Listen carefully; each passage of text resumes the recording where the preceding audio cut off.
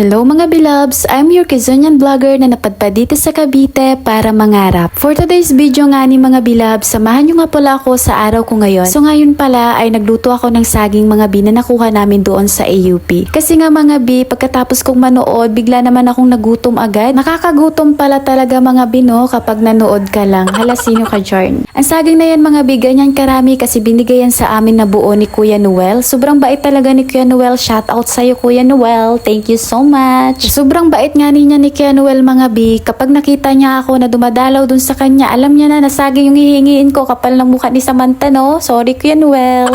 Nung linggo nga pala yan mga bi, ayun nagluto ako niyan mga bi kasi nga mahirap din naman siyang prituhin lalo na tag-ulan ngayon mga bi. So hindi pa naman umuulan pero iniisip kong umulan na talaga ngayon. Ano daw, di na naman maintindihan yung aking mga sinasabi. Pagpasensyahan nyo na nga mga bi ang aking mga sinasabi na di maintindihan at ang aking pamangkin ay naglambing nga sa akin dyan. Sobrang init nga pala ng panahon. Hindi na tuloy yung ulan kaya okay lang kahit nilagay yung ating saging. Masarap pa din yan mga bi. So ayun yung aking pamangkin ay nagpakarga nga mga bi kasi gusto niyang sumama kung saan ako nagluluto ng saging. Sino ka dyan? Sobrang sweet yarn. After how many years mga bi, i-open ko na nga pala yung ating saging kasi gutom na ako dyan mga bi. Yan yung gusto ko talagang kainin yung saging mga bi. Na-miss ko ulit kumain ng saging mga bi. Ngayon lang ulit kami nagkasaging at ngayon lang din kasi ako nakadalaw kay Kuya Noel. Hala, sino ka dyan? Pagkaluto nga ng ating saging, agad ko namang kinuha yung saging mga bi kasi kakain na ako. Yan na lang yung gagawin kong tanghalian. Sobrang sarap ng saging na to mga bi. Kain po tayo mga bi. Pasensyahan nyo na nga pala yung aking pagmumukha dyan kasi wala pa akong ligo dyan at init na talaga ako dahil sa init ng panahon. Hala, sino ka dyan? Inantay kong humapon mga bi bago ako naligo. Kasi alam nyo na kapag naligo ako ng maaga, papawisan pa din ako. Sayang lang yung damit gagamitin ko mga bi, kaya naliligo ako ng hapon para hindi na ako mapawisan. Di ba ganyan yung mindset natin dyan? Pero siguro kapag walang nag-utos sa akin na bumili dyan mga bi, hindi ako maliligo. Ay hala, sino ka dyan?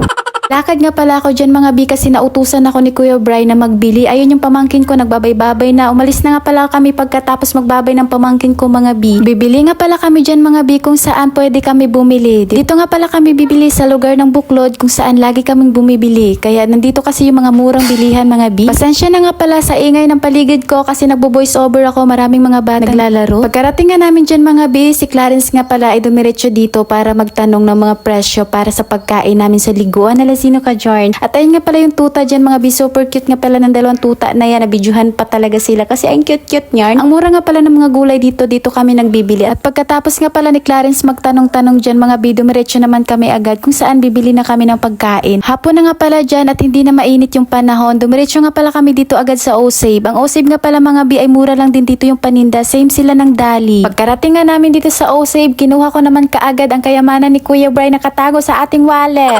Ganto nga pala yung mukha niya sa loob mga bi. May mga pagkain din pala sila dito mga bi na same sa labas pero iba na yung pangalan. Gaya ng Gonat, iba na din yung pangalan sa kanila. Super mura lang ng mga bilihin dito kaya gustong gusto namin dito mamili mga bi. Kasi yung lasa ng mura at lasa ng mahal ay same lang naman. Yung price lang naman yung kakaiba, diba? Kaya nga kami napadaan dito sa O-Save kasi titingnan namin yung presyo ng bigas nila dito mga bi. Iko-compare namin dun sa Dali at pagkakita nga namin ng presyo ng bigas mga bi, agad din naman kaming lumipat mga bi papunta ng Dali mga bi. Pupunta kami doon, titingnan namin yung price din ng bigas doon para ma-sure natin kung saan yung mas mura. Ganyan dapat kayo mamili. Tingnan nyo kung saan yung mas mura, doon kayo bumili kasi parehas lang yung lasa niya. Buti na lang may mas malapit na Dali dito sa O-Save mga bi. Mabilis kaming nakalipat. Agad kaming pumunta para tingnan yung presyo doon ng bigas mga bi. At pagkapunta nga namin doon mga bi, mabilis naman kami makapunta kasi nga malapit nga lang dito ang Dali. Ang kaastigan lang dito sa Dali mga bi, kahit saang sulok meron sila mga bi. May Dali kahit saang sulok dito sa Cavite mga bi. Pero dito malapit siya sa Buklod, malapit lang din naman kami sa O-Save kaya dito na kami pumasok. Yung malapit lang sa O-Save yung pinuntahan namin. Alangan naman pupunta pa kami malapit sa Save More, diba? So ayun na nga pala, tingnan nyo yung mga price natin dyan mga bi, yung mga biscuit, maging sa chocolate, maging sa mga tinapay mga bi, super mura lang talaga. Kaya bumili na kayo sa Dali, hala, nag-promote yarn. Kung titingnan nyo nga pala ang Dali mga B, same nga lang pala sila ng ambience ng O-Save. Same lang din po silang mura. Kaya kung tingnan nyo yung mga palaman nila ng tinapay, dilata, kahit ano pa dyan mga B, ang mura lang talaga. May frozen food din po sila dito mga B. Pwede ka din makabili dito ng mga malalamig na inumin mga B kasi may refrigerator po sila dito. So ang kaibahan po ng O-Save Dali, wala pong refrigerator yung O-Save para sa inumin. Pero meron po silang frozen food yung O-Save. Alam nyo ba yung mas nakakatuwa mga B? Meron din po silang sarili nilang produkto. Yun yung nakakatuwa sa kanila at yung itlog nila sobrang mura lang din. Pagkatapos nga pala naming tumingin dyan mga B, pumunta din kami dito sa O-Save at bumili lang po kami dito ng bigas mga B kasi mas mura yung O-Save sa bigas. At pagkatapos nga po namin bumili ng bigas sa O-Save, bumalik din po kami sa Dali para bumili din ng mga grocery. Di ba nakakahilo? Nahilo na yung camera sa amin. Dapat bumili na kami kanina pa.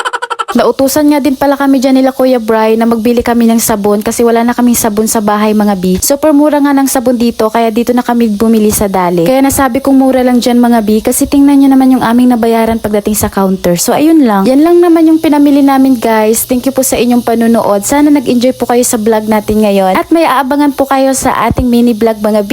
Hanggang dito na lang. Bye bye. Thank you for watching everyone.